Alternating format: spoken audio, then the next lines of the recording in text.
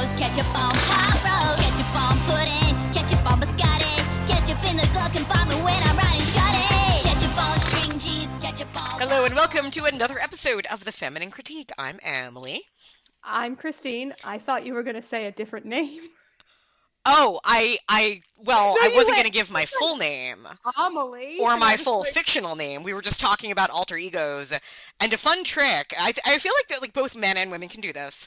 Mm-hmm. If you are married or partnered with somebody and did not change your name, which is to me a weird thing to it's a weird thing to change your name. I don't judge people for it. It's totally your choice. But it just, to me, I got married when I was 32. I lived 32 years as an Intravia. It seemed really strange that after 32 years, I would just suddenly change my last name to a completely different one that is a completely different ethnicity and syllables and letters. And it just seemed very odd to me. And I'm sure, and again, many women do it. Many men do it. Not as many men do it, but a lot of women do it. More men should do it. More men should do it, I know. I mean... Especially if it's a cool last name like mine. Right. You have a very cool last name. Yeah, it's okay. I'm okay with it. Yeah, Christine's people know your last name because we say it every week so that they buy your book, Christine Makepeace. That's my name. Mm-hmm. And then the other day, a lady, I don't know why I'm telling the story that way. At work, my boss was like, hey, can I ask you a personal question? And I was like, whoa, it's about to get real. And then she was like, is that your last name or did you take your husband's? And I was like, oh, no, it's mine. And then what was she trying to get? Was she like, oh, you're cooler now because you were born with that name? Okay. Yeah. I think that's what she was trying to say. Yeah. I had somebody at work once jokingly call me Mrs. Intravia and then was like, wait, that's not your name because I knew you before you were married. And what is your name? I'm like, my name is Intravia. He's like, no, but what's your husband's name? I'm like, it doesn't matter because I didn't take it. So therefore you don't need to know it. But it's fun if you if you ever need to establish an alter ego to imagine if you had taken your partner's name, who that person would be. Because mine changes completely. I become waspy and scary and very wealthy, and I'm very rude to people that make less money than me. Yeah, and sometimes, look, I don't think all the time. Sometimes you need a little bit of that energy because corporations. Yeah. Which are not people, but corporations like to treat you like you're a little cog, and sometimes you need to be like, no, I'm a valued customer. That's right. I am not Italian. There you go. That's the difference. Whoa. That makes a huge difference. Doesn't it? Yeah. You'd be surprised. Sometimes it does. Then they're hearing my voice as a voice as opposed to picturing me talking with my hands. So, yeah. It's the cross I bear. But all that is to say, we're a movie podcast. Woohoo! Mostly. Sometimes, whatever. We talk about movies, and this is one of our catch-up episodes. Yes, it is. Yeah. And it's the catch-up from October, so strap in. That's right. I mean, not that most of what we talk about isn't horror, but pretty much everything we'll talk about today is under the genre, if you will. I think you are entirely horror, correct? I think so. Maybe some adjacent, but nothing. We went hard in October. Nice. So yeah. Yeah, and mine is almost entirely. I have two exceptions, which are just documentaries, and the reason my list in general is fairly small, and that's because the other thing that starts in October for me, which takes up a lot of time and adjusts my viewing habits, is figure skating. Figure skating season begins around October. I knew that's what you were going to say. Oh, yeah. So we just had, just wrapped up week 5 of the Grand Prix, which means every weekend I'm like, okay, get away from me. I'm going to sit down and watch figure skating for 8 hours. It's, become a very soothing, relaxing thing for me. And the other part of that is it's put me just in general in a very athletic-y mood. So I discovered on HBO Max there is a series of documentaries called, usually it's 16 Days of Glory or 20 Days of Glory, whatever it is. It's all of these just sort of long-form documentaries about different Olympics. Oh, that's actually really fun. It's great. Criterion. It's under Criterion banner. I forget the filmmaker who did the first few, and then I think they kind of they changed a little bit as they went on, but basically it was just sort of a here are the 1994 Winter Olympics, and they go through not every single event, not every single one, but they'll go through like day by day and pick probably one or two events, and they're following like the best story within it. And what's funny is it's not always the story that, like, like you would think it would be Tanya and Nancy, but it's not. It was actually for 94, I forget which figure skater it was. But so it might be like the older figure skater who came back or something, or, and it's just really like soothing to have on in the background. It's a lot of, if you appreciate like Olympic athletes like I do, I just can like watch amazingly fit people do incredible acts of physical things that nobody should actually be able to do. It's very soothing. So I recommend it as a good background if you're ever in the mood. Yeah, I actually am a sucker for stuff like that. I mean, I have like a secret love of like baseball movies. Yeah. And then that extends and I suddenly have a secret love of football movies. And then I have to take a step back and go like, wait, I think you just like dramatizations of sports. So. And this is perfect for that because they take they pull the human interest story like right out. So it's like 5 minutes per segment on, the one marathoner talking about like how they, kicked it in the last mile. And it's just really neat. And it's fascinating too for the time stamp aspect of it because they have them. I think there's like one from the 60s, but it's obviously a different team. But most of them, I think it begins in 1984 and like went through all the way up to, I think 2012 is the last one they have on there. So I'm going to you said HBO. HBO Max, yeah. Look up 16 Days of Glory and then you'll see all of them from there. I think I probably scrolled past them and thought like, but your endorsement means a lot. Yeah, it's again, good background viewing. Yeah. The only other non-genre movie I watched was also a documentary, and this was on Hulu. It was Dior and I. And it's a fashion documentary about I forget the name, but the designer who not currently, this was a couple of years ago, so whenever this was, but who essentially is, the new manager, or I forget the term for it, but like the new head designer at Dior. What's interesting about this is it is a lot about the actual like making of a collection and a couture collection. So you get to like watch the seamstresses, and learn more about that. I love that shit. Yeah, and realizing like I like fashion. I don't know anything about it, but I find it interesting. I respect it a lot. I understand the art of it. And this is a really interesting window, especially because it's France. Like, it's not a world that you're easily let into. So if you have interest, it's on Hulu. Yeah, that sounds good too. Yeah. You're killing it. Yeah, so well, far. you know me. So now, with all that being said, let's talk about October spookiness. Yeah, I'm excited to see if we have any crossover stuff. We probably have a few, but not many. There's one of the more high profile releases that I watched. Oh, okay. But for the most part, mine, it's me. So it's like I'm 10 years too late on most stuff. I do understand that. I as well. So did you have any game plan? Did you have a theme? I know in the past you have, but what was your approach to this year? No, so that's interesting. This year's theme was quantity. Oh. It was just go for it. Nice. And we had the idea that we were going to get into some classic stuff. Like we had some Bava and Argento pulled aside, and some earlier 60s stuff and some lesbian vampire stuff. And then we just completely fumbled and didn't do any of that. Oh, okay. So what did you do? Where do you want to start? I know that this is the thing that I do where I say, have we talked about this yet? But did we talk about Unwelcome, which was the goblin home invasion? We did not. I remember hearing about it on, I think, NOTLP, and I don't think they were big fans of it. Okay, so I think I talked to somebody else about it and not you. But I did watch Unwelcome, which is a newer, exactly what I just said, like a goblin home invasion thing. I gave it a 3, but I also watched it like a month and a half ago, and I don't remember a lot about it. So that's not a super good sign. When you described it as a goblin home invasion, I know from the description I heard that it's but it's not like goblins home invading, right? Like it's not like the goblins are the strangers, or are they? Because it's really funny, because I feel like I know it's not, but now in my head I've rewritten this movie to be that way, and I want to see that movie. They're not as the goblins don't have modern sensibilities, I guess. Okay. So, Can't decide if that they're disappoints me or not. But like as I was watching it, I felt the feelings of enjoying it, but then after the fact, nothing stuck with me.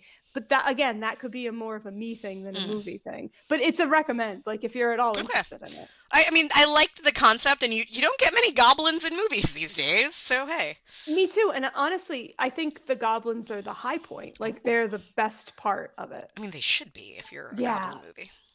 Well, how many goblin movies don't focus on the goblins? I don't know. I don't have any examples. Yeah. Okay. So that was a Shudder movie. So I'll mention a Shudder movie I watched. You might have watched this one. I don't know. I didn't really like it. Elevator Game. Didn't watch it. Yeah, don't. Didn't think I was gonna like it. I don't really know who this was made for. I feel like it could have been, it could have been lightened and been like a perfectly fine teen horror movie, but it's not. And so it's just like they're all awful young people. Like, and they're not even the worst young people. They're just kind of like assholes, but not terrible assholes. Yeah. They're just fine. Like, they're people that I don't want to watch for 90 minutes. And it doesn't really do anything surprising. It was, I don't know, it was disappointing because I like the director as like a talking head, and I've like enjoyed a lot of what she's done. I think it's Rebecca McKendry. Yeah. I did know that. Yeah. And that was the only reason. And after you're done talking, I'll tell you why I haven't watched it yet. Oh, okay. Yeah, that's all I have to say about it. I just didn't really like it that much. Oh, okay. Oh, yeah. So I knew that Rebecca had directed it, and that is obviously very interesting for many reasons. But so I don't know if you know anything about like the elevator game or that kind of thing. No, I didn't know that was a all. thing. For all I knew, it was made up for the movie. Yeah, so they do something like that in an episode of the television show Evil. Oh, okay. And I hope that friend and listener James is shouting in the background when I mention that, because I know he enjoys that show. But they did it there, and then they've talked about it on other shows and other like documentary type shows and things. Because I think it's the Cecil Hotel. I could be making that up, but it had like a lady did something like that in a hotel, and then she died horribly, and it was very strange. So this is like, it's kind of zeitgeisty. Like, I've seen it out there in the world, and now there's a movie about it, and my first thought was, well, what am I going to get from this movie that I haven't already gotten from the other times I've heard about it, you know? Right. So that's why I hadn't prioritized it. Yeah, it just didn't, I don't know, it just didn't do anything for me. Yeah, maybe I'll, unless for some reason I need to dig into the elevator game stuff, I guess maybe I'll just pass for now. The other thing that might interest you, and this is also something that doesn't interest me, so it might be another reason why the movie didn't really do much for me personally. We're internet personalities, and we do a like ghost reality hunting show. So it's but I that, and you like, that's why I wanted to throw that out there, because I know you really like that. And for me, like, I find that stuff just annoying because that's not what I like. So when I see a movie doing it, it's like, oh, but it does that. And I think that aspect of it is probably done well for that. So you might want it just for that. Oh, okay. Well, now you've resold me. I know. It's short, too. I think I said 90 minutes, but it's like much less than that. So okay. All right. Give it a go. Because now I'm curious for you, because it might, again, I'm saying like, yeah, but this is just, it felt quickly like, oh, tonally, I'm not the audience for this movie.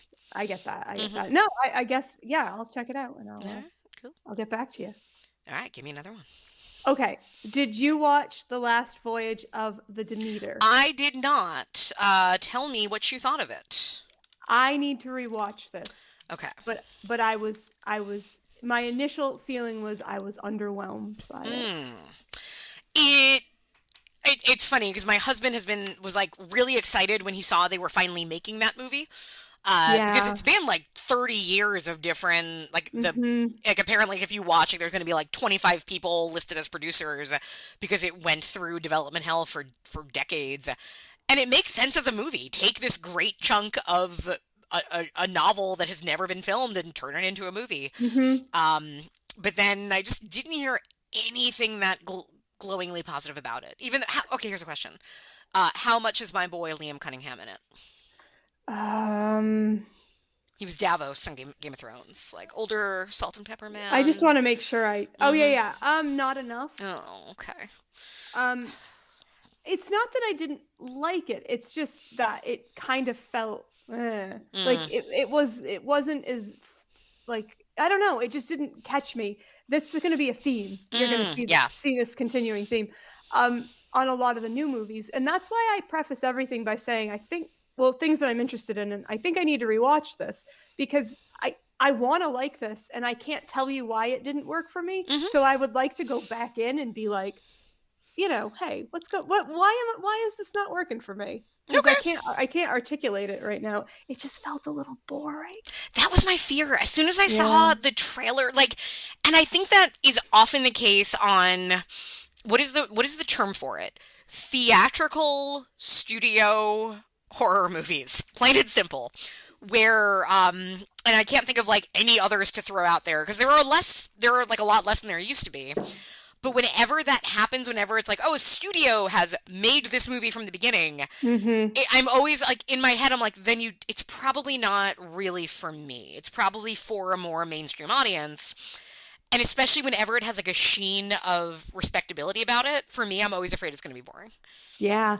And you're talking about like more modern genre and horror releases. I felt like over the past, I don't know, 3 or 4 years, and I know we've been going through a lot with COVID and then going into strikes and stuff, that the output has been strange and different, and we've had to recalibrate. But I think in the last 3 or 4 years, there are very few horror releases that I've actually enjoyed. And it gets to a point where I have to start wondering, like, well, is it me? Yeah. Which again is why I say, like, I don't know. I'll look at it again. I'll revisit it again because I wonder if maybe in like 5 years I'll go back and be like, oh my God, Demeter, what a breath of fresh air that movie was, and I didn't realize it or something. Well, you know, yes, because I think I forget what movie we talked about recently. Maybe Copycat. Like that. I have felt that way recently about a lot of 90s. Of this ilk, 90s studio films that at the time didn't work for me, that today when I watch them, they just feel like, oh, I wish I was getting this kind of movie now. Yes. And I'll use an example of one of the movies on this list that isn't from that era, but just was a recent one. And I watched it because I know you liked it. You recommended it to me, and I enjoyed it as well. And it reminded me of, this is the kind of movie that, had it come out in the theaters and I had seen it advertised, I would have avoided it like the plague, because I would have said, oh, not made for my kind of audience, made for, I don't know, my coworkers that go to the movies. Like other grown-ups that want to go see maybe something scary, but also not something terrifying or something that pushes any boundaries. And so that movie for me, the Kevin Bacon, Amanda Seyfried, You Should Have Left. I liked that movie. I did too. I liked it a lot. But had I seen a trailer for that, especially like if it was, you know, like these big movie stars in a movie from the director of Stir of Echoes, which I think, again, is a movie that when I saw it back then, I felt similarly of like, meh. And today I'm like, no, Stir of Echoes is actually really good. It is really good. And some of that is just that like chip on my shoulder of, and not even like, oh, we're hardcore horror fans, like we want, you know, more blood, like, but there is a point where you feel like, okay, if a movie is made for a broad audience, it's not going to go deep enough for me. Yeah. And it's nice to kind of, when that's not the case. Totally. And it's so interesting to hear someone else articulate it, because it's something I struggle with. You mentioned like chip on your shoulder. Like, I sometimes wonder, am I going into this with a bias that I don't realize? Because there are multiple 2021, 2022, 2023 movies on here where I'm just like, I don't know. Right. I don't get it. Like, I'm so worried that like I've turned on my one true love. Oh no. And I don't want that. But there are movies on here I did like. Good. But yeah, I'm glad you should have left. I'm glad great. you liked I Should Have Left. Yeah, you Should Have Left. I should have left. Yeah. I wanted to rewatch that one because I remember really liking it. And then everybody was like, this one's not that good. I was like, what? What are you talking about? It's really funny too watching it because it was on Peacock, and Peacock suddenly, by the way, is like the way Amazon Prime used to be for horror, and I think Tubi is a little bit now for horror, now Peacock is that too. There's I think some I've noticed that too. wild things out there, and it's great. So if you, and a Peacock, again, I have Peacock for figure skating, so that was the main reason. But I'm telling you, like, if you haven't looked at the horror section of Peacock in a while, go and check it out, because you're going to be pleasantly surprised. You Should Have Left was good. It was spooky. It did that thing that I love, which is the house is bigger than it should be. Good. That little girl was great. Like, really strong child actor. Yeah, it just worked for me. I'm like, on every level, I was happy with it. Yeah, me too. I'm glad you liked it. Mm-hmm. Exciting. All right, give me another one. So The Nun 2 is the next one. The Nun 2. When we first saw The Nun, I didn't enjoy it. Mm-hmm. But I sometimes didn't enjoy movies that I would see in the theater, because sometimes the theater experience sucked. We rewatched The Nun when it was kind of announced that this one was really happening. Mm-hmm. And then I loved it. I was like, wait a second, what was wrong with me? This movie is fantastic. I love The Nun. So I was newly jazzed for the sequel. Very disappointed. Yeah. It was a little it was kind of scattered and all over the place, and the story jumped around a lot, and I didn't really understand, like, the themes weren't there. So that one just kind of felt like super edity or a little disjointed. Mm-hmm. I know why that one didn't work for me, which sucks, because I had come to really enjoy that story. I thought that story was really fun. Yeah, for me, just that whole, with exceptions here and there, again, like the Annabelle movies I like, but just that Conjuring universe, I guess, is that what we call it? Does it have a, like, fancy name, or is it just people call them Conjuring movies? I think Conjuring universe is what I've heard people call them. Yeah, in general, those don't fully work for me. Kind of, in some cases, for the same reasons that I kind of already said. But I just find them, there's something that feels empty about a lot of them. Totally. I totally agree with you. Yeah. And this one continues that. Okay. Like, it's a shame. Yeah, it is a shame. All right, let me, I'll give a good one. How about that? Ooh, yeah. How about I throw a movie? I have a good one next, too. Ooh, good. Yay. All right, so this one was one that came up on, this one we watched on Hulu that I think Brandon had saw a trailer for and said, like, oh, this looks like something we should watch. I'm like, all right. You Are Not My Mother. I have not seen this one still, but people have said it's good. It's good. I believe it's Irish. I think it's a female writer-director, I think. And it feels like this is like the longest ago movie that I watched, because suddenly, like, some of the details are gone for me. Mm-hmm. But it's good. I really liked the lead. I liked the relationships within it. Really good cast. Does interesting things with, like, bullying in a way that I hadn't quite seen, I think. Mm-hmm. And it's a good kind of creepy monster thing. It has a lot of those kind of standard things that you have in a lot of these kinds of movies today, as far as, like, oh, is it supernatural, or is it abuse, or is it mental illness? Is it this? Is it that? But it all works. I don't know. And it's one of those movies that, like, I will probably go back to in a couple of years just to see kind of, like, what else I might have missed in there. But overall, I thought it was very good. I was very satisfied with it. Okay, I'm gonna have to bump it up the queue, because this is what we're talking about with the newer crop of movies. Sometimes it can go really bad. Oh, of course it can. Like, yeah. Do I want to risk it for something I might not like? So that is a ringing endorsement from you. All right. Woo-hoo. Let me hear your good one. Okay, this is the bright point in the month. Uh-oh. You might have seen it because it is available. And that would be Totally Killer. No, I actually did not, but I've heard great things about it. Yeah, so I was a little armfoldy about it. Because of Final Girls, right? Yeah, same. It was like, wow, what a great idea for a movie. And you're like, yeah, it is a great idea. That's why Final Girls did it really well. Yeah, so there is that. And it's kind of undeniable how similar, like, just the elevator pitch for both of them are.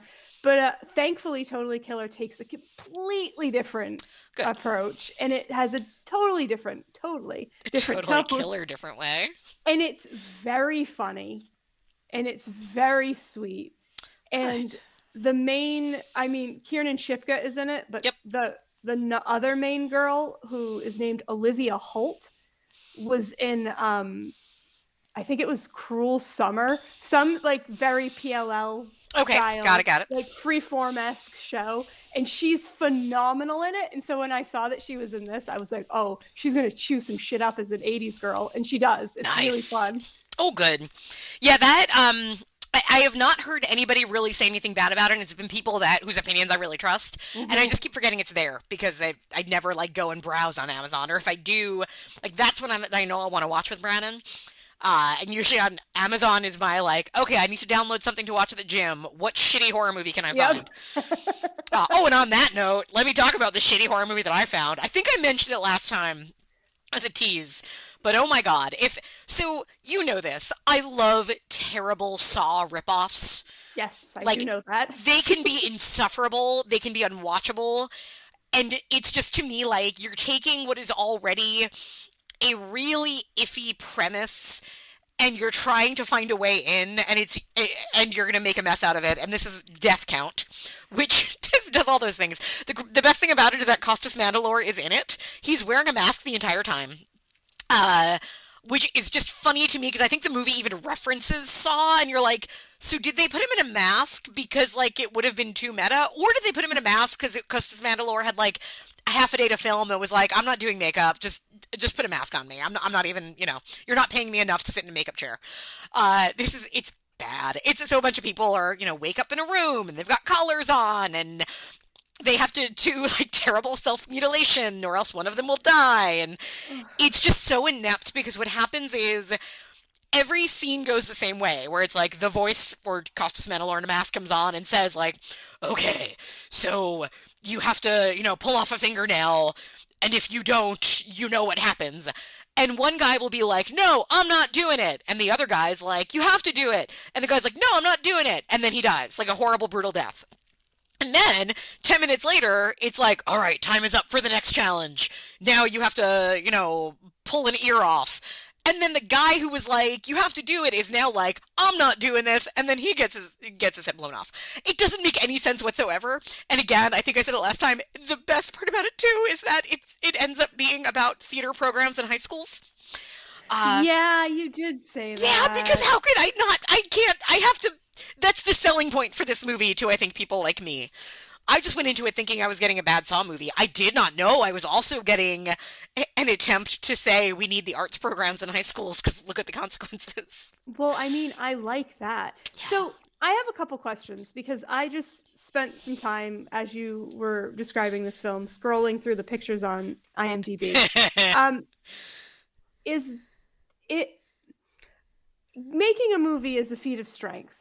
True. And I applaud anyone that's able to make one. It takes time, it takes money, it takes heart. There are screenshots or screen captures from this movie that, and this is not a read because if you know who I am, you know it's not, that look like very low budget porn. So for some reason, there is no sex in this movie, but there is I didn't think there was. Well, there's like there's a couple of shots of like one woman is poison gassed to death, so she takes off her jumpsuit as that happens, and she's got like a banging body, and she's like happens to be wearing like very like sexy black underwear. And there's at one point the lead, who's the only good thing in this movie, the lead actress is actually very good. At one point near the end of the movie, she just like rips her shirt off as if to be like, is this what you want? And you're watching it, you're like, no, we didn't. Please put that back on. It definitely has the, like, I think everybody filmed their scenes in the same room, but at like, it was like, okay, now we're going to film your scenes. Go into the cell. Okay, quick, bang it out in a day. Okay, next day, somebody else goes in that room. So it has that budget probably. Some of the effects were like, it's all practical effects, and some of them showed that like, probably like the makeup guy had some skill. So there's that. This is fascinating to me, and I think I might have been roped into watching it now because I'm so fascinated by it. Do it. Please do it. I think you will find it an experience, and I want to hear about that experience. Yeah, it looks wild. Like, I'm intrigued. It's very short, like too. An audacious thing to... I don't. Like, why is Costas Mandalore in a movie that we're saying is like Saw? Like, in the movie we're saying it. Yeah. I know, and it almost looks like a parody. I'm fascinated. I want to know more. Do it. Just watch it. Okay. We're going to stop the podcast right now. Christine's going to come back in 78 minutes to report on it.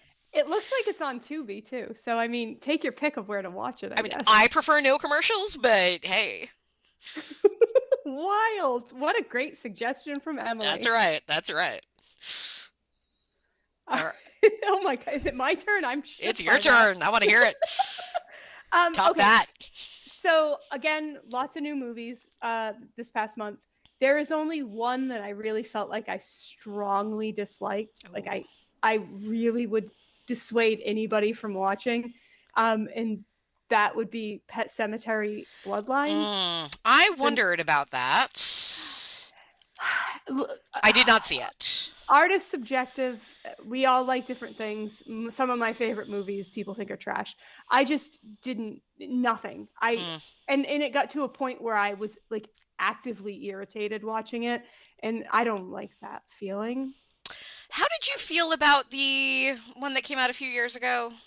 I didn't enjoy it. Like, I wasn't a fan of it, but watching it didn't make me like want to flip a table or anything. Yeah, like, same. It was fine, but I didn't think it did anything to improve on anything. Yeah, it was there. Mm-hmm. And you know, like, they made it was, to me, it was like akin to the Poltergeist remake. Like, no, I don't know why you did it. You didn't. It's fine, but whatever. It was one of those, I get it if you want to say this is a novel and we're going to adapt the novel again, because there's other ways to adapt a 800-page novel, so sure. Yep. But then if memory serves, the only thing it did different didn't really mean anything. Like, it does this one thing that you're like, oh, that's new, but it didn't have, it could have just as easily been the other thing and it would have been fine. It wouldn't have made any difference whatsoever, so. I don't even really remember that. Yeah, but Bloodline is like, it's a prequel. Like, it's in the past. I think it's in the late 60s. Which is already a tough sell for me. So right, because that's like your pure Stephen King nostalgia right there. Kind of, and so I was still willing to give it a shot, and it muddied a bunch of stuff and fumbled a bunch of stuff. And again, if you like this movie, that's cool, but like sometimes I just feel like I don't know. Dead is better, Christine. Who is this for? Was a huge thing in my head during this one. If you watch it, I would be very curious to see if you had a different reaction. Yeah, I have not heard anybody give any like reason to watch it. Like, I thought it was a miniseries at first, but it's not, right? It's just a single movie. No, it's just a standalone film. Which normally I could be like, all right, I'll roll the dice on that. But I have not heard anybody be like, yeah, it's, you know, this is interesting about it. Like, it just like. More people either hating it or saying kind of like, that was a waste of time, which, you know. Kind of. Yeah. Which is such a bummer. Yeah, because there's no reason you can't, that's a good story to tell. It could easily be done well. Yeah, that original, I mean, I'm not a huge Stephen King fan, but that you know, Pet Sematary Prime is a tremendous horror movie. Like, it's so good. And like, so you can make a good version of the story. And so I have to believe you could make a good version set in the late 60s. Why not? Of the story. Like, that would be so fun. But speaking of, very funny tangent, I was listening to, Mick Garris has a podcast and I was listening to it, and he was interviewing Mary Lambert. And it was great because, she sounds delightful. I didn't realize she had such a strong Southern accent because I don't think I've ever really heard her speak. But it was a really nice conversation. She's, obviously a very, somebody who has had a really interesting career and a career like nobody else. But at one point they were talking about directing TV because she's done a lot of that. That's primarily been what she's been doing the last 20 years. And, Mick Garris is like, yeah, well, I did some too. And she says on the fucking podcast, yeah, I wish you'd invited me on your show. She's like, you never called me. Because for those of you who might not remember, a couple years ago, Christine and I covered every fucking Masters of Horror episode. And if you remember the first 2 seasons, there were only 2 seasons, there not a single female director at all. Maybe a female writer here or there, but none. And instead, we have shit episodes that hate women and everything else. And I remember us both saying, like, there were women out there that They yes, were like, there. you didn't necessarily have a female Dario Argento in that era that you could hire, but like there were women that you could have called, and like prime example of one who fucking calls him out on his show. So What did he say? he just kind of like laughed. He's like, well, yeah. He's like, I'm working on something now, and I absolutely want you there.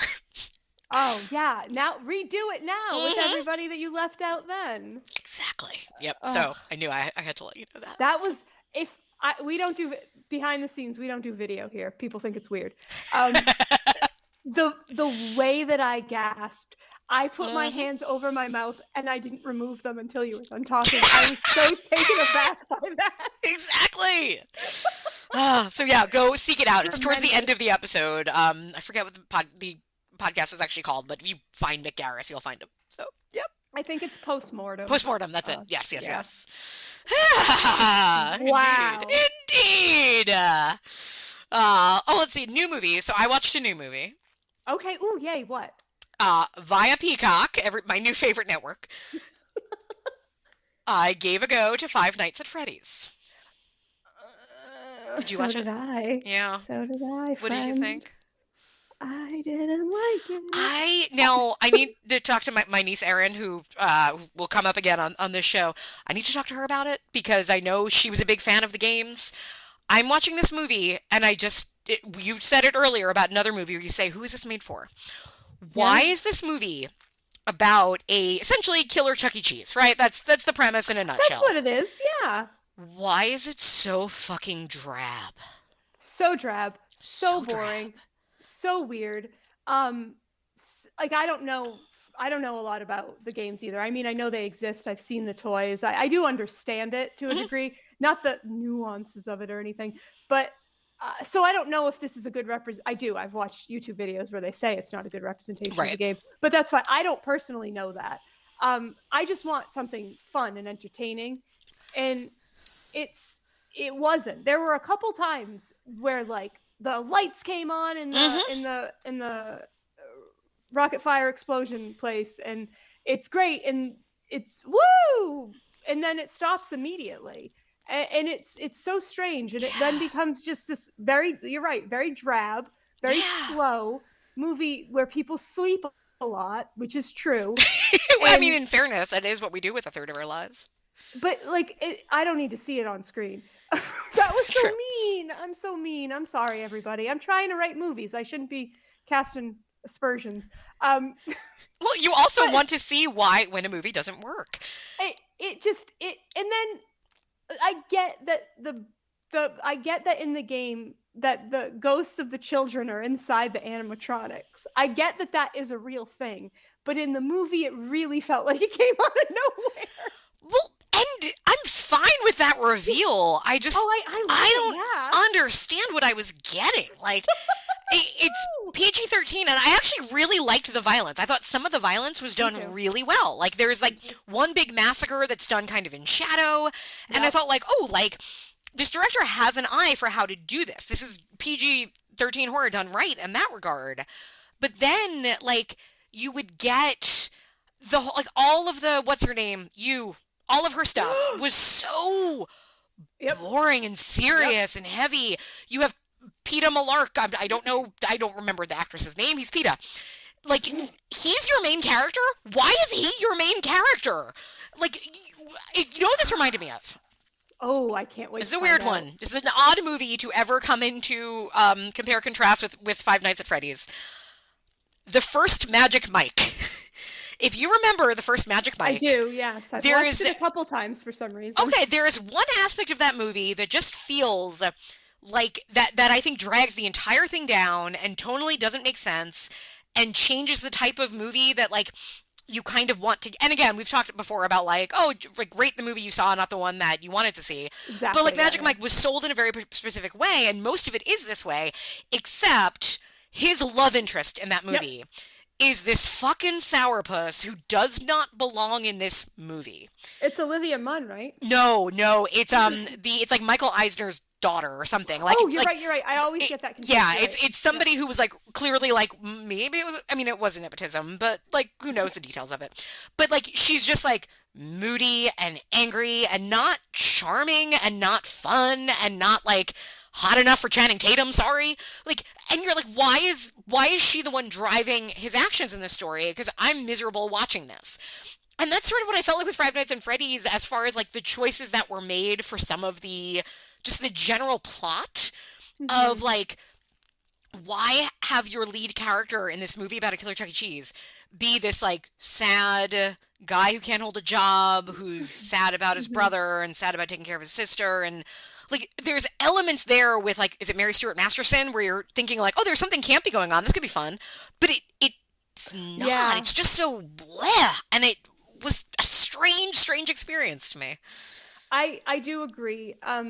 There were a lot of great things in place, and I think that makes it, again, even more frustrating when things don't work. You and I are both fans of gateway horror. Yeah. We're never gonna try to police your PG-13. Annabelle Comes Home, baby, bring it on. I'm like, that's not us. It's beyond that, and it is really frustrating when the stuff they choose to add that's not really in game canon is not fun or not additive. It's bogged down heavy storytelling that doesn't seem, but again, it's made so much money that it's like, I guess maybe that doesn't matter. And also his name's Josh Hutcherson. Yeah.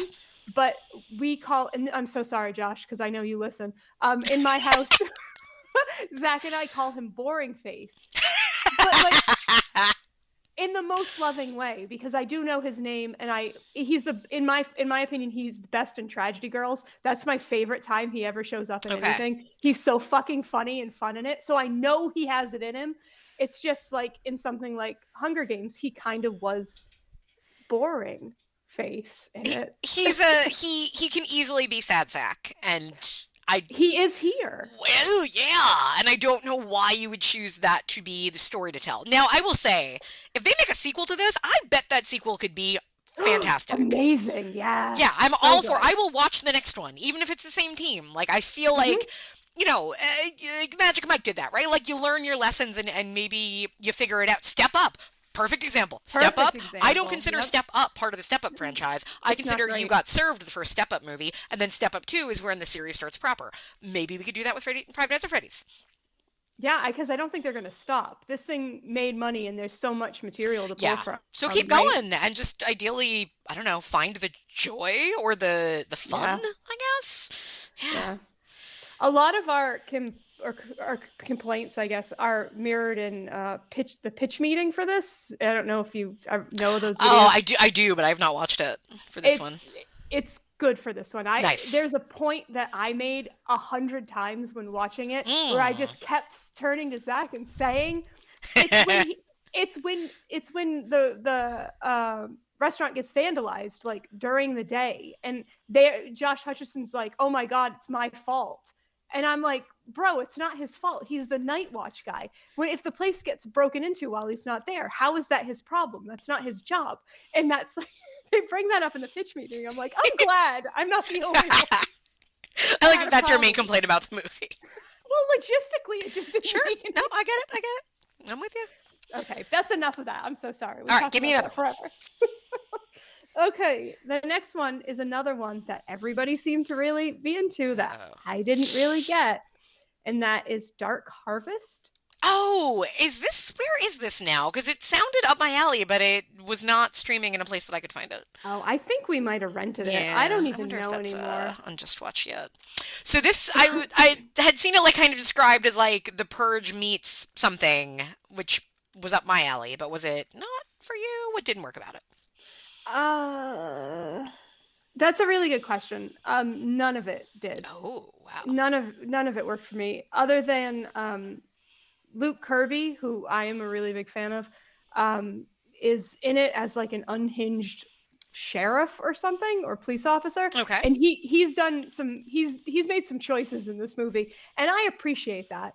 And there is a creature, and I will say the creature design is good. Like, I have eyes. Everything else just doesn't work for me. Like, Okay. but again, people seem to really dig it. So maybe, again, different needs from a movie. Sure. It's a good cast. It's David Slade who made the best Twilight movie. Oh yeah, it is David Slade, isn't it? Yes. Yeah. Okay. I will watch it. It's still rentable right now. It's not streaming for free. We pay for streaming, but it's not streaming on a site that I already pay for. So I will wait for it to come somewhere there. But yeah, if it does pop up somewhere, like, I don't avoid it, because again, no. Cool, if anything, like, I'm more curious now to see, do I land on Team Christine or Team everybody else? My team is weird and small these days. All right, here's one that I hated, and I think everybody probably that saw it hated. So obviously, during height of COVID and lockdown, we had movies come out like that one that you and I both think is overrated. What was that one called? The Zoom one. Oh, Host? Host, yeah. Which is just a lesser Unfriended, which is a better movie. A great movie, yeah. I recently rewatched it. It holds up. So I watched one. It's on Hulu. It's called Safer at Home. Ooh, okay. Please don't get excited. This Oh. was one of the worst things I have seen in a long time. It's a bunch of young people who are all like, I guess, here's immediately part of the problem, is that, like, I guess they're all supposed to be, like, early 30s, late 20s, because they talk about, like, a high school reunion, they talk about things, but they are all complete morons. They are idiots, they are unlikable, and what they do is it's all of them Zoom together and, like, play games and that kind of thing. Fine, right? We all did it during lockdown, like, we get it.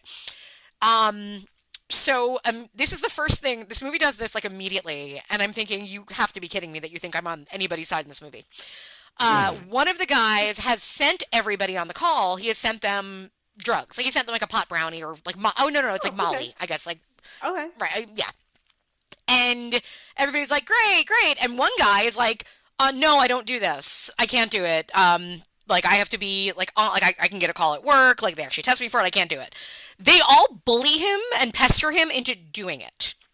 That's obnoxious. Like, people do people do that still? Like, I can't remember the last time, like, that was acceptable behavior for anybody to do to another human being. So anyway, there's that. I would like to believe that it's not common behavior, because those are all really valid reasons. Also, I don't want to is valid.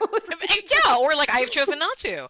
Yeah. So they all take it, and two of the characters start arguing over, and again, this is another thing this movie is doing, where they're playing Never Have I Ever, and one of the women says, like, oh, or something, like, it's like true or false something, and basically it's like, I once had sex with 2 guys in a day. And her boyfriend is furious about this. She's like, yeah, it was 10 years ago. I was in high school. You didn't know me. And he's like, can't handle it. They get into a fight, and he ends up pushing her, and she's not responding. And all the friends are freaking out because it's on camera. And, like, what do? We can't call the cops because the cops won't come anyway, and you can't go outside because it's lockdown. And in the movie, it's, like, slightly elevated to where it's like, it's the year 2021, or it's, in the future, and it's even worse type thing. Yeah. And so it's like the guy running from the cops and, like, getting out of the house and doing, like, holding the cell phone in his face the entire time in a perfectly still manner. And his friend's just freaking out. It is insufferable.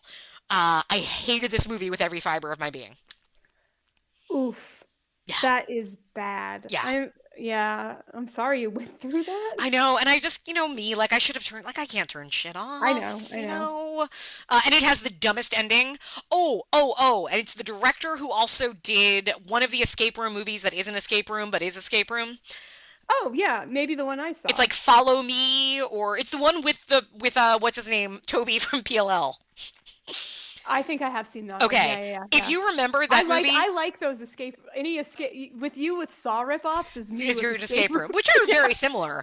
If you remember the twist of that movie, spoiler, I'm not spoiling anything. If you've seen one movie, you've basically seen both of them. It essentially has the same twist. Oh, I don't think I remember, but okay. Just trust me. Great. Like, you're gonna probably suspect it halfway through. You're gonna be like, wait, And sure enough, like the last scene, you're like, oh god, they're even stupider than I thought. So Oh, that's sad. yeah, so not a recommend unless you're a masochist. Uh, but that was Safer at Home. What do you Oh got? boy. Another new one. This is all I did. The Exorcist Believer is a movie that I Ooh, watched. ooh. Is it as bad as I have been made to believe? Yes. Yeah. But so it's coming to a surprise to no one that listens to this. Big fan of the creative team on this. I like those I'm Halloween movies. not. I know, and I recently rewatched Halloween Ends probably for the fifth time. It is a masterpiece, and I Fascinating. cannot wait for people to want to listen to me about this. But I was very open to this movie. Okay. And I have a lot to say about it, but I'm going to keep it short. The first half of it just sings. It's so good to me. I felt like the first half was like, this is what horror movies should be. This is what I want. This is amazing. Nice. No sacred cows. Let's keep fucking going. Okay. And then the second half of it is a different movie. Is it like the first half is its own thing and then the second half is an Exorcist movie? No, well, I mean, yes, kind of, but not. That's not my problem with it. It's just all of a sudden the end of it doesn't make sense. Like characters completely change motivation. People wander in and out of a single room. There are strange choices that are kind of meaningless. Big build-ups build up to nothing. And then I wonder about the timing of the Halloween movies coming out, the timing of this thing actually being in production, being edited, what were reshoots like? Because the first Halloween movie hit, and it was like it was an atomic bomb. It was like, this thing made so much money. It's changing horror. Like, we are doing it. This is the new high bar for remakes. And then Kills comes out, and people can't stand it. So I wonder if they had this audacious, ambitious, wild script, and then they had to go in and start changing things because maybe Halloween didn't hit as good. Right. Because I think this was supposed to be a trilogy, or is supposed to be a trilogy, or something. I know it hasn't done that well, so I would not be surprised if it is scrapped. Yeah. I don't know that they can afford to pay the scholarships that Ellen Burstyn. You know that whole story of why she's in the movie. Yeah. They came to her and offered her money, and she said no. And then they offered her more money, and she said no. And then they offered her double that money, and she said, "I'll do it if you double it and give all the money to a scholarship fund." So good on her. But I wonder if that was like where most of the budget went. Yeah, it's strange, and this is the type of thing that I want to hear a commentary, like maybe in a couple years from now, commentary. I want to know. Oh wait, Zach just messaged me. The second Exorcist got a release date for Paramount Plus only. Oh, okay. Oh, so they already probably started filming or started production. Wow. That's why I'm fascinated by it. On top of the fact that the movie is just really wild and like kind of choppy and all over the place tonally, I wonder what happened, because those Halloween movies started to make the wrong kind of impression, and it had to have affected this. Fascinating. Yeah, that I believe you. That actually does track. Interesting. What we got was disappointing. Yeah. That's it. Yeah, that's generally what I had heard. And you are one of those opinions. Even though we disagree on the Halloween movies, you are still an opinion I would trust on that. Well, so. I do appreciate you. Thank you. All right, I'll give a good one that I liked, even if I had no idea what actually happened in it. This is, I think it's on Hulu. It might also be on Shudder. It's called Come True. This is a young woman, seems to not be able to sleep. She goes to a sleep clinic. Oh, this has been on my list forever, and I'm afraid to watch it. Okay, I'm so excited. It's how do I say it? This movie, it is very in that vein of kind of A24, a very cool, a very like, the sound is it's a very vibe movie, if you will. That for me can sometimes not work at all, and I can be very annoyed and feel very old. Yeah. This one worked for me. It definitely it pulled me in. It goes in very odd places. It ends in a very strange place. I don't know that it fully did everything I would have wanted it to do. But I was like, it ended, and it ends very abruptly, and I was like, oh, okay. I'd like to watch that again. So I recommend it. Okay. I think know going in that you are not getting something so straightforward. Cool. It I think helps you watch it too, because if you start trying to deduce logic, that is something you should not do in this movie. Like, Okay, good to know. let it kind of wash over you. Go with the vibe of it. Lead actress is great. The soundtrack is fantastic. I think it's the director might have also done the soundtrack. It's very synth. Oh, cool. Yeah, it goes places, and it's very unusual. I can't compare it to anything. It's a movie that I ended up, I was like, I wouldn't, like, I'm sure there were movies that were influential to this story, but it really did feel like its own thing. And even if I didn't necessarily love everything about it, I really respected it for that. Well, I am prioritizing it because those are all the best things that you could have possibly said. All right, I look forward to hearing what you think about it. Oh, I'm excited. Okay. Another one.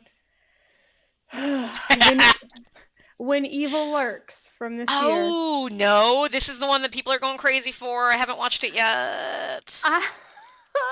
I think I might be broken. No, you're not the first person I heard that this didn't work for, if it helps. Yeah, I gave it a 2.5 out of 5. I think one of the stars is probably just because it is a competently crafted film. Okay. I just didn't like it. And that's fine. A couple people have recommended it to me since, and I've said like, oh yeah, I've seen it, and they were like, oh, did you love it? You loved it, right? And it's like, no, it wasn't for me. And I say that sometimes as just a kind way to dip out. Sure. But like also I just don't think I was the audience for this, like, at all. Interesting. It's very it's gross, I guess. It's violent, it's gross, it's mean, but those weren't even my problems with it. I just didn't care about any of it. I don't know. Okay. I'm definitely going to watch it because it's been, it's all a lot of people can talk about. It's one that I should kind of watch in one sitting, you would say? I think so. Yeah, that's why I haven't gotten to it yet. It would probably benefit. It's got got good tension build. Okay. And like good dread stuff. So yeah. Nice. All right. I will check it out and see again which camp I fall into. Another Shudder one that I watched that I didn't like. I don't think anybody's really watched this one though. Has a great title, has a great setup. The title is The Ones You Didn't Burn. Oh, that's a great title. It is, right? Mm-hmm. And it's set in Long Island, which I love like. It. All right. No real accents on display, so whatever. It's a like brother sister. Their father has died by suicide. He owned a big farm out way out east in the Hamptons. And they get there to kind of start cleaning stuff up, and he has like 2 women that work the land. And there's clearly like something going on where they are descended from women who were burned as witches, where the dad was of the family probably that burned them. Mm-hmm. And this all sounds great and like a fantastic start of a story, and nothing really happens. And it's so I kept waiting for stuff. For anything, and I don't even remember like what actually happens in it because it felt like nothing actually happened. So disappointing. Like it would have been like a good short film that then you're like, oh, we'll turn this into a movie, but you have to have an idea for where that story goes. Yeah. So it didn't really work for me, and I was disappointed. Oh, that's a crappy feeling. Yeah. I was rooting for it. I really wanted it to work. Yeah. Like female director, like clearly a low budget, like all right, brother sister thing going on. Let's do it. And yeah. That's a shame when you're really on its side. Mm-hmm. Well, I was on this movie's side. The second it got announced. I was a number 1 fan of this movie before I watched it. Oh, what do we got? Oh, I am very sad to announce that I did not enjoy A Haunting in Venice. Interesting. Now, I haven't seen any of these. But everything I had heard was that people seem to really like this one. I know. I don't know what's happening. Did you like the other 2? Excuse me.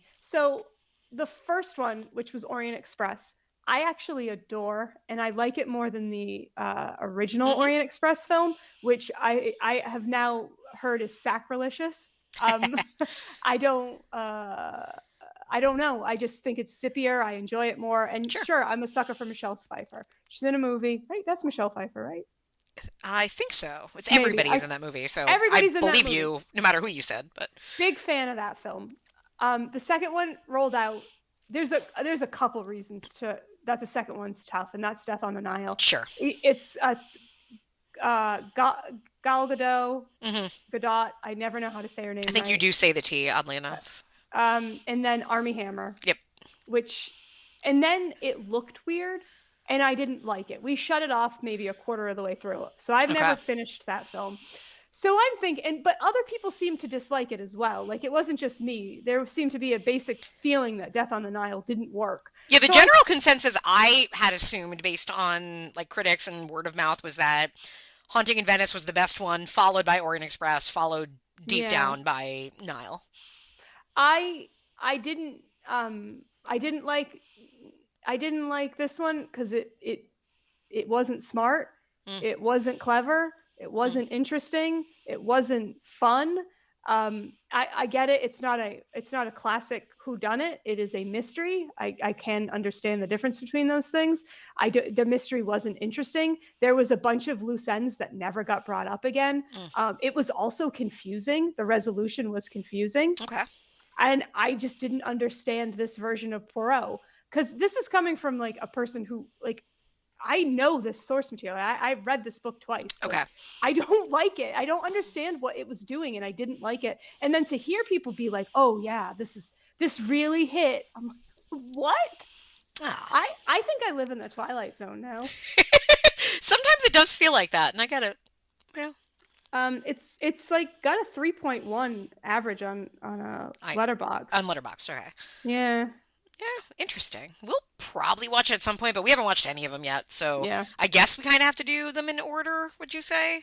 Well, you don't know, because you didn't watch Nile, so... Well, no, I would say that you don't even need to watch any of them. Oh, sassy words. Oh, no, not like that. Not like that. Oh, you're saying, but you don't have to watch one to watch the other. Oh, no, because I don't feel like if you look at like the Peter Ustinov Poirot's, you don't really have to watch all of those. You could just watch Evil Under the Sun. Right. They're self-contained. Yeah. It's because, I mean, sometimes you have in a mystery like that where you have a character carrying on, you might have a reference to the resolution of the movie before. And that's where something like that, I would probably think like, oh, I shouldn't, because I can't remember if this happens in Knives Out, but like, or rather in Glass Onion, there could have been an easy scene where they reference like, well, when you solved this crime and it was this person that did it. So that's why I would think you would have to go in order just to avoid any chance of that. Definitely not anything that explicit. Okay. But like at the end of Orient Express, I think we know the next one's going to be Nile. Like I think they like project that he's going. Okay. Right, and that's fine. Yeah, but nothing like not like John Smith previously on this movie. Yeah. But yeah, watch them in order if you want. I think Nile's going to be tough to get through, though. Okay, interesting. On the topic of sequels, where you really do have to watch the one before. So this was one of my last Netflix discs. Oh, the saddest. Yeah, because I watched the first movie in this franchise on Peacock, and the second one was shockingly not available on Peacock, which is actually wild because it feels like it should be. So I had to reserve one of my last Netflix discs for Decoys 2, Alien Seduction. If you remember, Decoys was the Canadian sci-fi horror movie about aliens who come to this planet disguised as hot sorority babes and have to reproduce with men, and basically like murder them as they do because the men can't handle the pregnancies and so on and so on. So Decoys 2, Alien Seduction, is another one you really had to have seen the first one because actors carry over, storyline carries over. Only this one is packed with star cameos. We get both Tobin Bell and Dina Meyer. Love so that. A Saw 2 reunion. Who's not excited by that? And this one, I think I actually liked more than Decoys. I think it was a little more self-aware, and I enjoyed it. If you were looking for a movie about like sorority babes who turn into gooey reptile monsters, you got two of them right there. I love it. Yeah. That's a great, concise Yeah, recommendation. you know? Look, I'm going to be real with you. I don't really have much else that I haven't already talked about in my life. We rewatched Hubie Halloween, though. Oh, that is one of your whatchamacallit, I thingies now that you do, right? I think it is now. This is the second time. I think we will make it a tradition. I do enjoy Nice. parts of it quite a bit. This wasn't meant to be, it's not really a tradition, but like usually on Halloween, we'll put something on that we want to watch. It might be a new movie or it might be a classic that we both watched. And this year, what ended up so Christine, for the first time in my life, I had trick-or-treaters. Oh, that's so cute. I was so excited. I've never had them. Growing up, we lived in a house that had a long driveway, so nobody would ever actually come down to get candy. And then my entire life in apartments, I would like be ready. I always had candy in case, and nobody ever came. And this year, our building put up a sign to say, like, if you want trick-or-treaters, put a sign on your door. So we did, and we had 4 sets that day, and it was the most excited I've ever been. And I like threw candy in bags, and it was great. So as a result, too, like we didn't, necessarily like sit down and turn the lights off. Like it was kind of, I was cooking, I was standing near the door, I had to make sure I could hear everything. And I think this was like one of those, just what was on Shudder when Brandon turned it on, the original Night of the Living Dead, which I'd been itching to rewatch. I recently rewatched it in like within this year, I think. Yeah. It's just truly amazing, right? It is.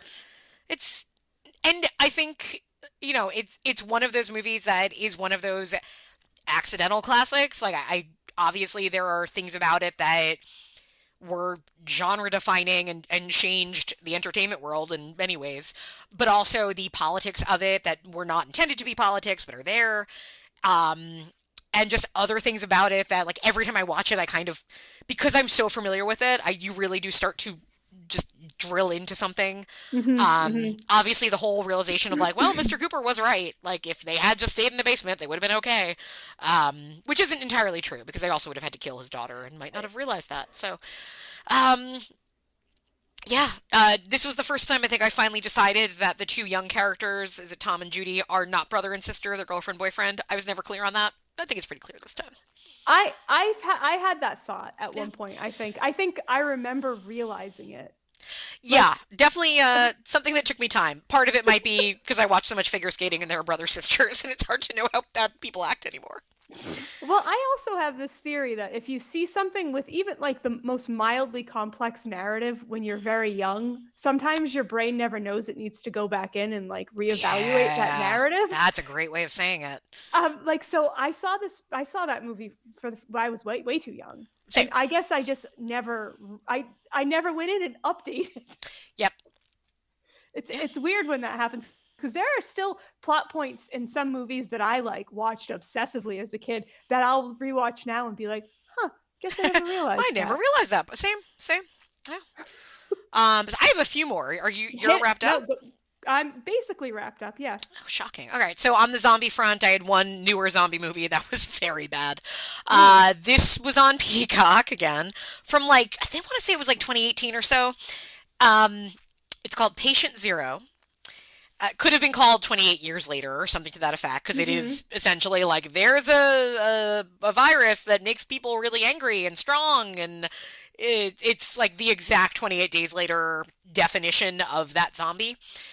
Only this one stars, let's see, Matt Smith from Game of Thrones and Doctor Who, Natalie Dormer, who, my God, my precious child, Natalie Dormer, I love you so much. Why can't you find a good movie to be in? I can't. So with this cast, this should be a home run. Oh, did I mention who the lead zombie is? Because the zombies, like, so the thing is, like, I'm calling them zombies. They're probably not, but they are. Who cares? Matt Smith was bit by a zombie, but he's still okay. But he can, like, kind of communicate with them. So and they're in a military compound. It's like underground. They've established sort of like a Day of the Dead type world where there's like civilians and there's a military and there's scientists, and Natalie Dormer's a scientist, only the scientist with the best hair you have ever seen. Ooh. And what's his name? Not Samwise Gamgee. The other Sam from Game of Thrones, you know who I mean. He's also a doctor in there, and like thankfully he dies really early because he's very I can't stand him. But so Matt Smith can communicate with zombies, and they're trying to find like Patient Zero, the titular Patient Zero, and they think they might have gotten him, and he is played by. So we've talked about this a lot. How look, guys, I'm not cool. I never said I was cool, but pay attention to who I think is hot. Because 5 years after I say it, the rest of the world catches up. Hello, right? Michael Shannon. Hello, Martin Short. Like, It's Rick true. Moranis. Do I need to keep Rick going? Moranis. 5 years ago, well, no, longer than that. When did Burlesque come out? Whenever Burlesque came out, I said, you know who's really fucking hot is Stanley Tucci. Now everybody's a Stanley Tucci head. Everybody loves Stanley Tucci. And I'm like, yeah, well, I knew it ahead of you. Anyway, Stanley Tucci is the head zombie. And yeah, this movie should be good. Though. I think that you mentioned something really important, and I don't think we can skip over it. It's about how right you are, and also burlesque. So I think it's worth going back to. So do you know, like, the massive I don't know if I can call it that, but the reappreciation of burlesque, reassessment of burlesque? I mean, I know it has, obviously, as it should, a huge following and acceptance in the drag community and so on. But are we talking like they're going to make a remake of Burlesque or something now? I don't think they're going to make a remake of it, but I've just been seeing a lot. It's been coming up in a lot of other places. I've seen people mention it in Reddit threads. So I think you're right again. Now we just need to wait for that terrible Nutcracker movie you like to get popular. Yeah, give it time. It's going to get there. That one might take a little longer, just, for different legal clearances, and there are so many Nutcracker movies. But trust me, one day we're all going to be singing my song on that. Oh, yeah, so Patient Zero, it's very dumb. There's, like, one scene that gets good where the violence kind of kicks into gear. Again, it's one of those things where, like, there's, like, these, like, mean military guys who are all right. Like, if you actually listen to what they're saying and see what happens, you're like, you guys should have listened to the racist military guy. He was right the whole time. It's just dumb. And it's one of those movies that, like, it clearly thought it was going to be a franchise because it ends on a complete to-be-continued note. And it, like, who making this movie thought they had something here? Because it's just not very good. So that's Patient Zero. Okay, I have two newer-ish movies and then just a couple of older ones that I think will be fun to quickly talk through. So my two newer ones. So one was my, like, Shudder find of the month, if you will. Mm-hmm. So if you know me, you know that I really like a good end of the world, we're trapped in a place type stories. You love it, yep. There's a movie on Shudder that has a terrible title. The French title is better. The French title is just Lockdown. The American title is Lockdown Tower, which makes it sound like a Jason Statham action flick. Have you heard of this movie or seen it go by at all? No. Okay. Lockdown Tower is a story of an apartment building, like somewhere in the projects, and one day there's nothing outside. Like, everybody opens their window and it's just black. And if you put something through it, it's gone. Like, and like gone, like it's a void. Like, if you put your arm in and pull your arm out, you have lost your hand. And this looks wild. Yeah, I loved this movie so much. Oh my god, it looks so good. You Holy should. Shit. Here's the thing that's going to make me sound strange. It's really dark. It's really depressing, but I also thought it was somewhat uplifting. It's like it's very French feeling. Yeah, It's like immediately what happens in this building, because something that, I mean, this, I won't spoil anything, but like very quickly, there's never a conversation of what's going on. Is it aliens? Is it this? Is it that? No, none of that. I'm sure there is conversation off screen on that, but like, we never see the characters try to figure it out, which I think makes sense because these characters, like, none of them are wealthy. None of them have like fancy jobs. Like, they're all basically realize nobody's going to come save us because nobody ever comes save us. So we have to establish our society. And like within 10 minutes or like probably like 2 days, basically like the building separates racially. And like in a way that is like, there's racial stuff at play in this movie. And part of it is because it's French, it's not American, so you're kind of watching it at a distance. This would be, you could do an American remake of this movie, and I think it would be interesting, and it would be very different in the story you're telling. But in this case, it's very like there are some characters that kind of like fall in between and they have to make choices, or they don't make choices and that is their choice. And it just like you're watching this movie and suddenly it says like 1 year later, 10 years later, like whatever it is, like it is unlike anything I've seen.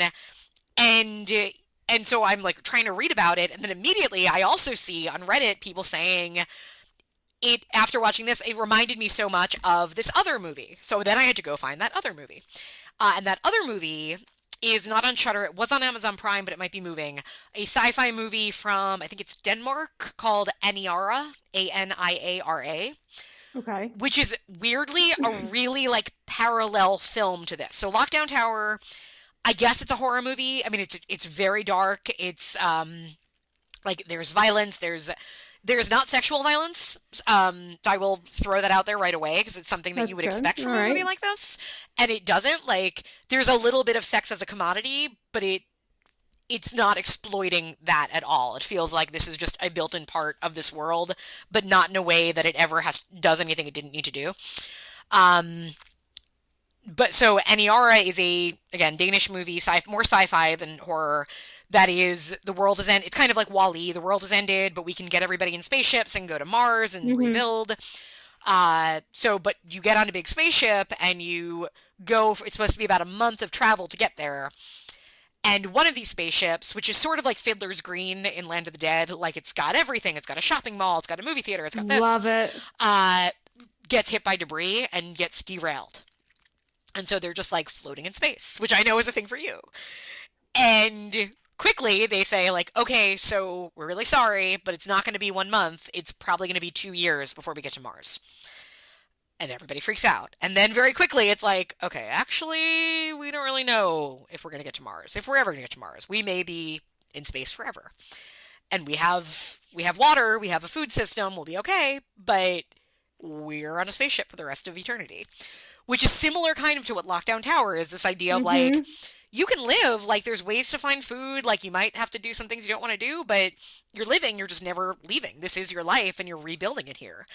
And like both movies, in some ways, I think, I don't know, I feel like it's an interesting exercise because you can take them as being incredibly depressing and sad, and they're both ultimately about both the end of the world and just death, right? Because like, look, we're all on this planet or in this body only for a certain amount of time, and then we're not.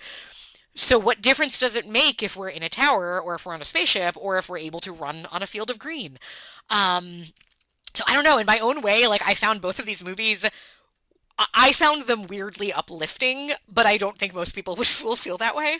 But I really loved them both. No, I completely get what you're saying. It does, it's sad maudlin topics, but like, not far from our own reality. And it might be nice to see people making good choices and having community and stuff. It reminds me, kind of how you're talking about these, reminds me of that show, Station 11. Yes! People really loved that for those reasons, because it was a terrible thing that happened, but then it was people dealing with it. Survival is insufficient, right? That's the theme of Station 11.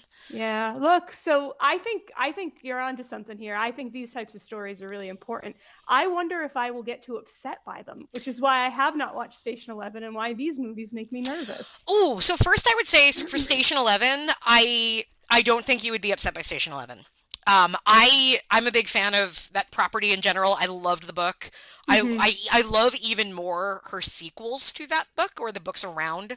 Like she's had like she's one of those authors who sort of does that thing that a lot of authors do, where it's like almost like a literary universe that intersects with things, but you don't have to have read one book to get the other book. But if you do, you get like a shared universe. Yes. Yeah. I love her work. The show is much more upbeat than the book. The show actually is a little more optimistic. And that was the thing about Station 11 when it came out, was everybody was like, really? We have a show about a plague right now? But it's very much the opposite of that. It is very much about like the strength that comes from that and all the things that you recreate and like taking the past and turning it into the future and all of that. These movies aren't quite as cheerful, I think. Yeah. but there is something, especially like Aniara ends on a note where you're like, okay, hey. Lockdown Tower, I think most people are going to walk out of that movie and say like, my God, how awful. But there is something to both of those movies that they both do, and again, why they are such a good pairing. They both center mostly on these female characters who like make decisions throughout and sort of maintain a certain level of integrity in different ways. Um, which I think also just for me, there was like the last act of Lockdown Tower felt like, oh yeah, this is getting more and more depressing, but it's also not. I don't know. So yeah, recommend them both. Those are great Yeah, recommendations. I can't wait to hear what you think of both.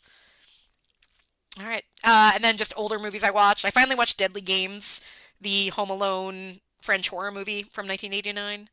You must know this movie. Dial Code Santa Claus. I'm hold on.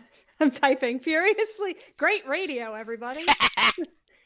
Oh, and it auto-corrected to Deadly Gamers. That's not what I'm trying to. No, it's not. This was very much one of I those. don't think I've watched this. But you must know of it. This was like Gentleman's Guide did this like in year one.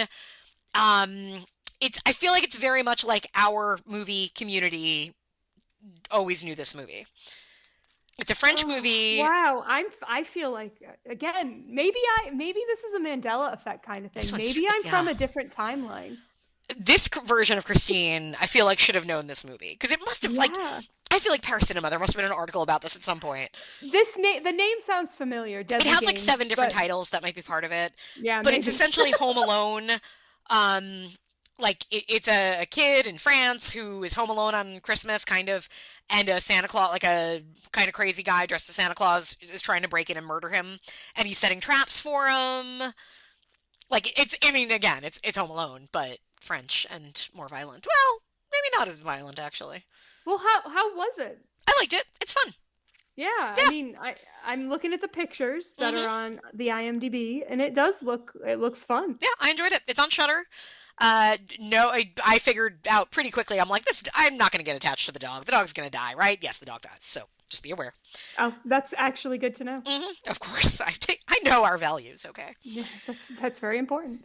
All right, and then the last two, let me throw out. These were older movies that I watched. Again, as you know, the education of my niece. We have to go through some of the classics and whatever version of classic that is.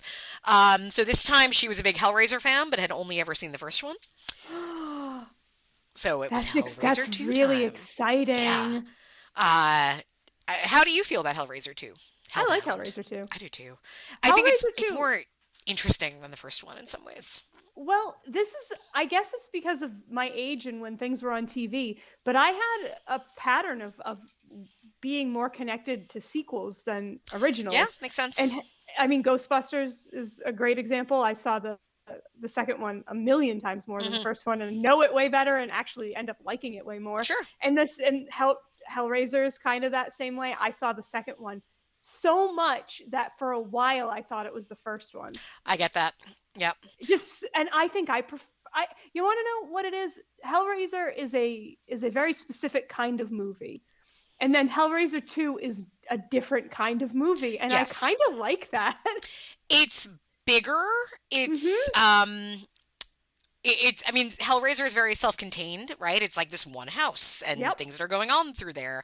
Whereas Hellraiser 2, it's like, oh, we're in hell now, and hell is endless and weird and visually wild. And it also does that thing, I had completely forgotten it did this thing of introducing who you think is going to be like your main hero and love interest, and then 20 minutes in, killing him mercilessly. Loved it. Yep. Yeah.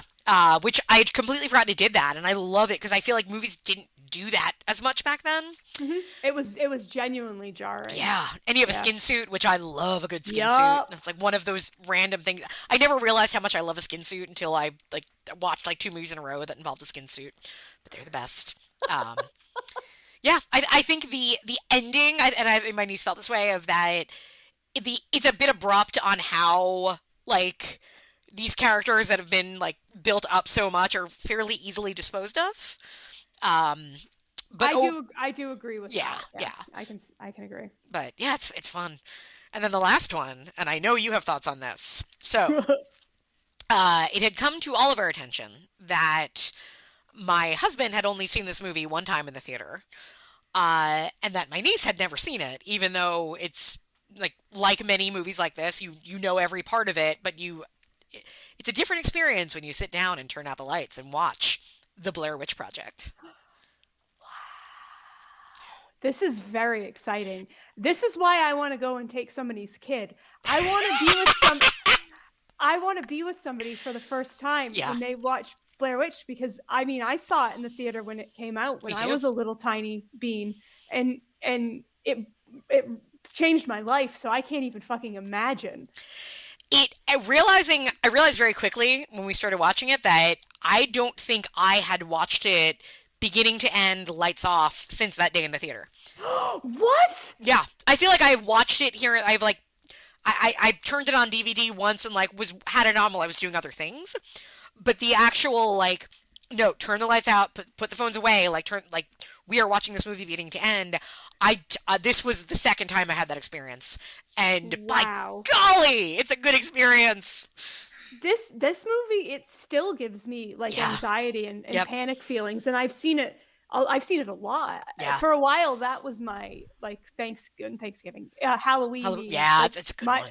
My specific Halloween movie. So I've seen it a lot, and it always surprises me just how freaked out I can get. Yeah, same.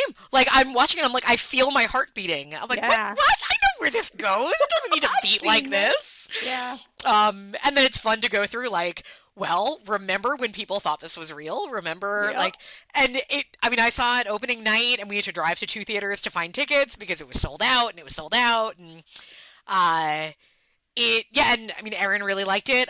She was like, that was actually good. My darling husband, still has a nagging issue with it that actually makes him not enjoy it.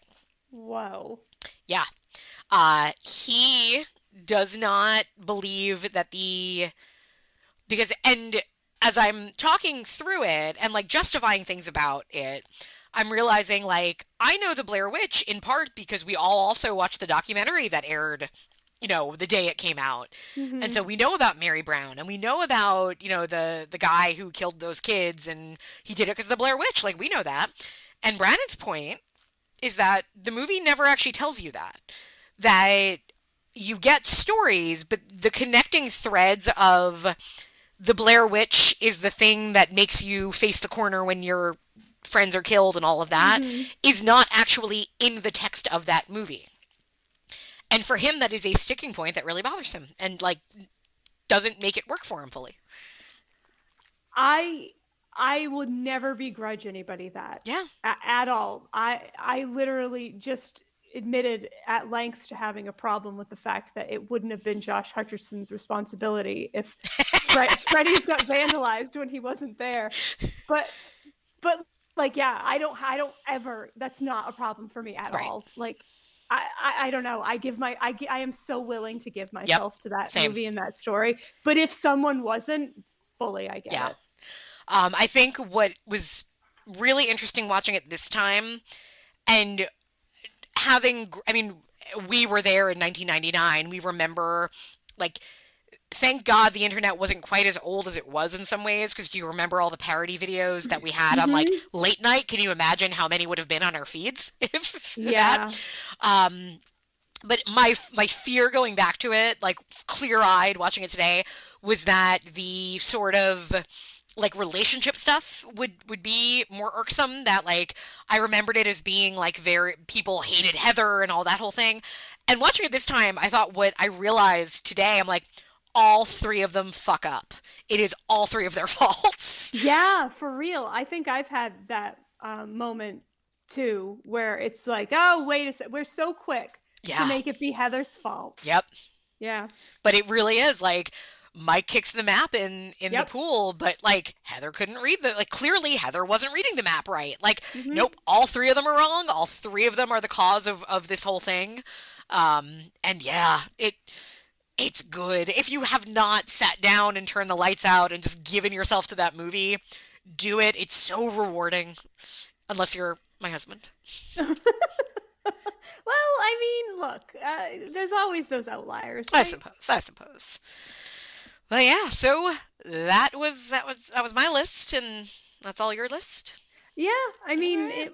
I rewatched a lot of stuff, but I tried to hit some newer, unseen Mm-hmm. things, and I think overall it was terrible. Oh.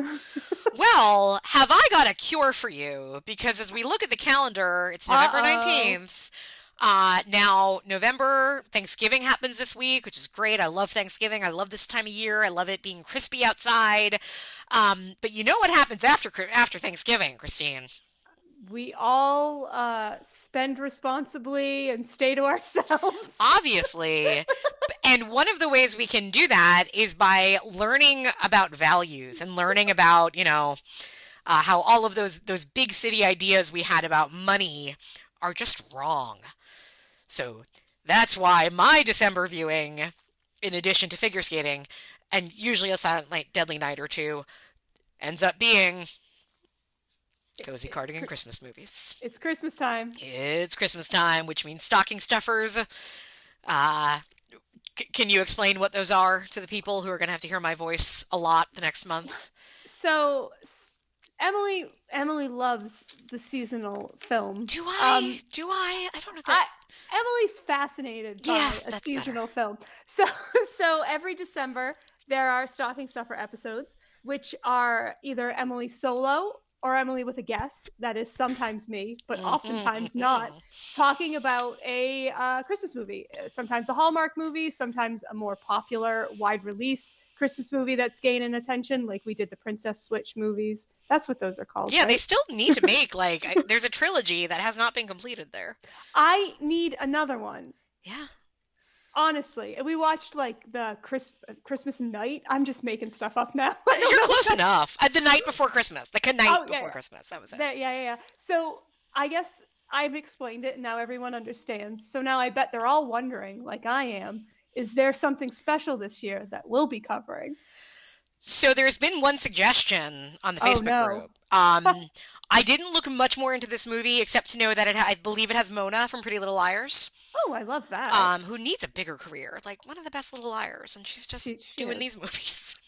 So there's something called Never Been Christ, Oh and I mean no. your name is Christine, so I feel like that's the natural one for us to do. Oh, Now, and it's brand new? this is a new one. I need to figure out what network it is because let me explain. Those savvy listeners, and I mean literally like people with good hearing, during this episode, you might have occasionally heard a little bloop in the beginning. That was because I was on the chat for my cable company because I discovered today that I don't have the Hallmark channel. And I'm pretty sure I had it last year. So I was chatting with Optimum for 2 hours in total is what it ended up being because they kept transferring me because I think they thought it was like a network issue, but it was actually an account issue. And the entire time I'm thinking the person that they're picturing they're talking to is probably very different from the person that's actually here because they're thinking, oh my God, we have another crazy lady who's whining about not being able to watch Hallmark, which I guess is true. Like that's what I was doing. So yes, currently I don't have the actual Hallmark channel, but some of those movies are on Peacock, and there's Hulu, there's Netflix. I'm sure there's a Tubi original that I gotta find this year. So these are all things. Now, Never Been Christ. Let's It see. it looks like it's on Fubo. Know what that means? Oh, it's Hallmark channel, so we have to hope that it makes its way to Peacock. Okay. Okay. Do you know anything about Joey Botkin? Joie, the writer of Never Been Chris? I do not. Do Uh, you? no, just a prolific career, and I would like to know more. Well, that is often true of a lot of the people behind these movies, is that they work a lot.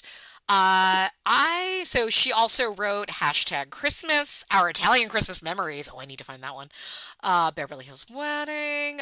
She is listed on, where'd it go? I feel like somewhere I don't know. A whole lot of Falling for You, A Song for Christmas, Miss Christmas, Christmas at the Palace, Jingle Around the Clock, A Rush with Love, Love in the Sun. Um, there's one title that might not be Christmas, but she Um, does I, definitely have a lane.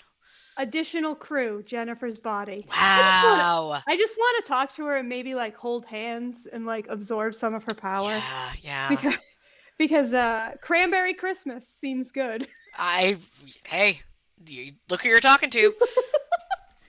So people, hold on. But this time last year I had like a perfect spreadsheet. This year, I do not have a perfect spreadsheet. So it might be a little chaotic. I don't know how many we're getting this year. I've been bad about, normally I have to schedule carefully because you need to schedule watching the movie and then a time that works for both you and the guest to record it. And it's December 19th or November 19th, which is actually later than it should be for this activity. But there will be more. So for those of you who just think this is the dumbest thing in the world, A, I don't disagree. And B, just come back in January when Christine is back for real and we do real episodes. Yeah, it's still fun though. I think so. I think even because I think if you've never listened to the Stocking Stuffers too, some of the thing that makes it fun is that Emily has like things she looks for. And, yes. It's like a whole thing. So, and I will post that. I will put the list. Usually, it evolves each year. Kind of something comes in, goes out. I'll put that list up on. Okay, I'll put it on the Facebook page. I'll probably screenshot it and then put it on Instagram because it's really hard to type that much on my phone. I don't really understand how Instagram works, guys. It's not getting any easier. But we are still at Facebook, Feminine Critique as a group. Christine is not there, but I do relay things to her when we need to. If you have something important for me, she'll send it my Yes. way. And then we are on Twitter. Not Twitter. Hang on Twitter. We are on Instagram at the Feminine Critique Pod, I think. We are both on Bluesky. I'm Deadly Dolls. You're X-teen_Makepeace. Okay. I am still on Twitter. I'm still going to call it that. And yes, take a drink anytime anybody says, I'm still calling it Twitter. It just is stupid to not. I'm there at Deadly Dolls. The show is there at Feminine Podcast, but I always forget it's there. And I think everybody's left Twitter, so I don't even know if I'm going to bother keep updating it there. But yes. So Instagram and Facebook. We should maybe start a Blue Sky for the pod. For the pod. I have extra invites, so maybe we could do it. All right. Yeah. Yeah, go for it. Cool. Let's do it. We'll tell you what that name is once we figure it out. Yeah, if I remember to do it after I hang up. That too. All right, so for those, I guess, in this land, happy Thanksgiving. Those in not this land, happy November. And we will see you all soon. Goodbye. This is my home, which I am leaving the comforts of for the weekend to explore the Blair Witch.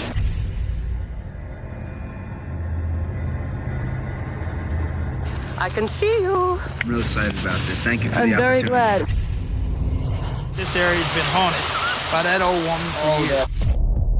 I don't know why you have to have every conversation on video. Because we're making a documentary. Not about us getting lost. We're making a documentary about a witch. I don't. We're lost. Admit that first. No, I know we're not lost. They're all over the place. So how do we know it was people? Well, even if it wasn't, I'm not going to play with that either. And it's all because of me that we're here now. Hungry and cold and hunted. Just want to apologize to Mike's mom and Josh's mom and my mom.